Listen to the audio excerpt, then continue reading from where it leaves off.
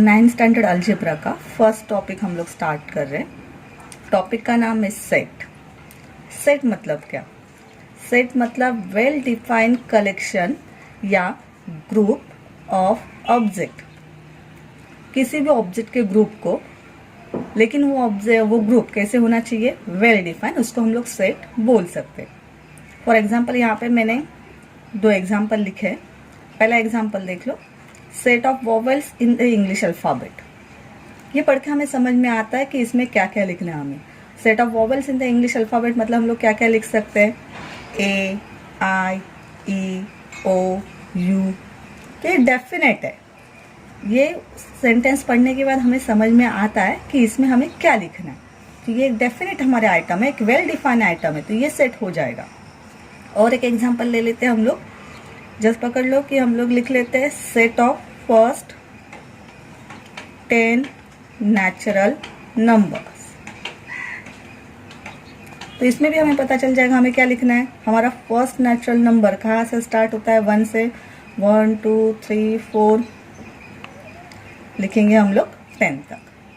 तो ये एक वेल डिफिनेट ऑब्जेक्ट है हमारे, या वेल डिफिनेट एक ग्रुप है हमारा, इसको हम लोग सेट बोल सकते हैं। सेट हमारा कैसा नहीं होना चाहिए? द सेट हमारा रिलेटिव इन टर्म नहीं होना चाहिए। फॉर एग्जाम्पल ये थर्ड वाला एग्जाम्पल देख लो, set of strong boys in your class. तुम्हारे क्लास का सबसे स्ट्रॉन्ग बच्चा, तो ये स्ट्रॉन्ग, ये एक रिलेटिव टर्म है हमारी। या दूसरा एग्जाम्पल लिख लो, समझ लो तुम लोग मैथ्स में बहुत स्कॉलर हो, आउट ऑफ मार्क्स मिलते हैं तुम्हें, और साइंस में तुम्हारे मार्क्स अच्छे नहीं आते। तो in the point of view maths teacher, तुम एक होशियार बच्चे हो, एक ब्राइट स्टूडेंट हो, लेकिन from the point of science teacher तुम एक कमजोर या वीक स्टूडेंट हो। तो मैथ्स टीचर क्या बोलेगी? नहीं, तुम एक ब्रिलियंट बच्चे हो या तुम एक स्कॉलर बच्चे हो। लेकिन साइंस टीचर क्या बोलेगी? नहीं, तुम एक वीक स्टूडेंट हो। तो ये रिलेटिव टर्म हो गया। तो वही लिख लेते हैं हम लोग, set of brilliant students in your class. यहाँ पे स्ट्रॉन्ग, ब्रिलियंट, ये रिलेटिव टर्म है, हर पर्सन के वाइज ये बदलते जाता है, तो ये सेट नहीं है। यहाँ पे टेक्स्ट बुक में हमें एक छोटी सी एक्सरसाइज दी थी, वही मैंने यहाँ पे लिखी है। जिसे लिखो यहाँ पे देखो, हमें डिसाइड करना है ये सेट है या नहीं। तो days of a week, days of week का डेफिनेट है, हमें पता है मंडे से लेके संडे तक ये हमारे डेज ऑफ वीक होते, तो ये सेट है। मंथ्स इन अ ईयर, हमारे पूरे साल में या पूरे ईयर में कितने मंथ्स होते हैं, ये भी डेफिनेट है, ये भी हमें समझ में आता है, तो ये भी एक सेट है। Brave children in the class, brave ये एक रिलेटिव टर्म है, हम बोल नहीं सकते कि कौन सा बच्चा ब्रेव है या कौन सा नहीं है, कंफर्म नहीं है, ये डेफिनेट नहीं है, तो ये सेट नहीं है। फर्स्ट 10 काउंटिंग नंबर, ये भी हम लोग बोल सकते हैं फर्स्ट 10 काउंटिंग नंबर, तो ये भी एक सेट है। Strong forts of Maharashtra, strong Maharashtra के स्ट्रॉन्ग फोर्ट्स, ये भी रिलेटिव टर्म है। कौन सा फोर्ट स्ट्रॉन्ग है, कौन सा फोर्ट स्ट्रॉन्ग नहीं है, हमें कंफर्म पता नहीं है, तो ये भी एक सेट नहीं है। Planets of our solar system, हमारे सोलर सिस्टम के प्लैनेट्स हमें पता है, Mercury, Venus, Earth, Mars, Jupiter etcetera, तो ये हमें कंफर्म डेफिनेटली पता है कि इतने ही प्लैनेट्स हैं हमारे सोलर सिस्टम में, तो भी ये भी एक सेट है। तो इस तरह से हमें आइडेंटिफाई करना है कि दिया हुआ ग्रुप या दिया हुआ कलेक्शन ऑफ ऑब्जेक्ट ये ग्रुप सेट है या नहीं है। ओके, नेक्स्ट टर्म की तरफ आते हैं हम लोग। सेट में एलिमेंट्स हमें समझने। एलिमेंट्स मतलब क्या? The object in a set. जैसे हम लोगों ने सबसे पहले एक सेट लिखा था, जस्ट समझ लो मैं यहाँ पे लिख लेती हूँ कि A is equal to A I E O U।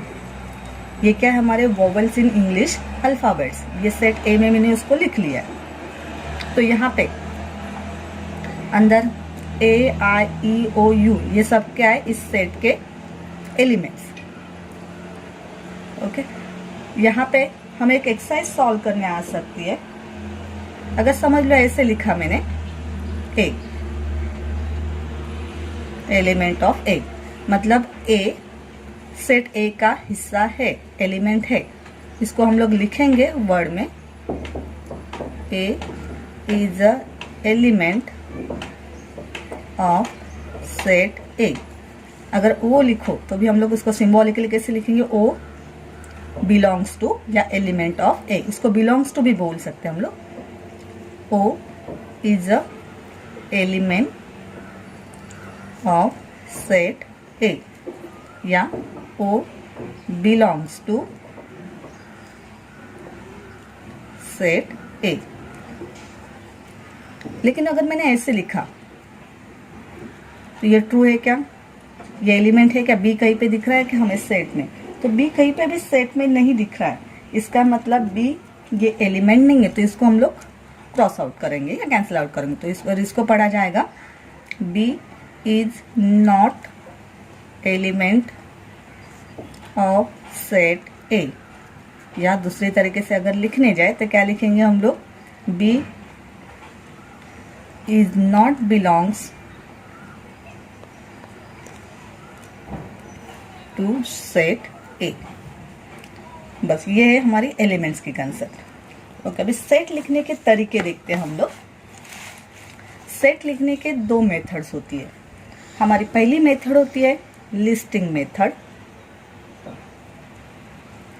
जिसको रोस्टर मेथड ऐसे भी बोला जाता है।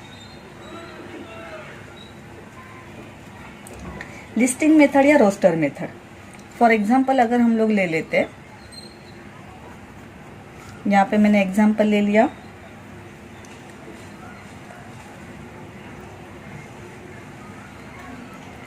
The set of prime number less than 10। हमें प्राइम नंबर फाइंड आउट करने, लेकिन वो प्राइम नंबर कैसे होने चाहिए, 10 से कम। तो यहाँ पे लिस्टिंग मेथड में सेट का कोई भी नाम लिख सकते हैं, मैंने सेट ए लिखा है फिर से, और प्राइम नंबर हमारा फर्स्ट प्राइम नंबर होता है 2, 2 के बाद 3, 5, 7, फिर उसके बाद आगे भी प्राइम नंबर है, लेकिन हमें एंड कहाँ पे करना है, लेस देन 10, इसलिए इसके आगे नहीं बढ़ेंगे हम लोग। तो यहाँ पे हमने लिख लिया, तो ये होगी हमारी लिस्टिंग मेथड। लिस्टिंग मेथड में हमें याद क्या करना है, एक तो कर्ली ब्रैकेट में हमें सेट लिखना है, दूसरी चीज हर एलिमेंट के बाद हमें कॉमा डालना है। एक दूसरा एग्जांपल लेते हैं हम लोग,